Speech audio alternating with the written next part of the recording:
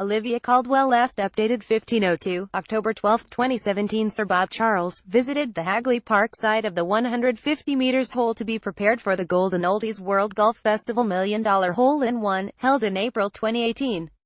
Sir Bob Charles sank an impressive 10 hole-in-ones during his career, and now the Golden Oldie wants a shot at that $1 million hole.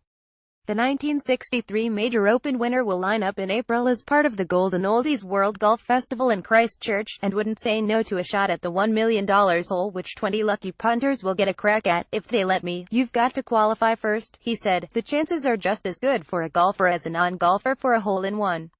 The odds are certainly against it. Sir Bob Charles expects New Zealand golfers will keep exceeding expectation in the coming years. I've had 10, one was lucky. No, they were all lucky actually. Well, some were good shots. Well, they were all pretty good shots. I didn't get them bouncing off trees or anything like that. One of them just bounced into the hole, off the fly. Reed Moore declares open as success. It's been quite a while since I've had one, so I'm due for another one. It must have been 5 or 10 years. Perhaps I'm not playing enough par 3 holes. Sir Bob Charles, pictured playing in Kaiapoi in February. Charles still plays a lot of golf. So living at Clearwater is ideal for the 81-year-old who, minus having lost a few yards in his long game, has lost very little, especially when it comes to his love for the game. His major win, the Open, is his most memorable moment of his career, which spanned over 5 decades, but playing alongside James Bond actor Sean Connery at the Bing Crosby Classic Pro-Am was also a personal highlight.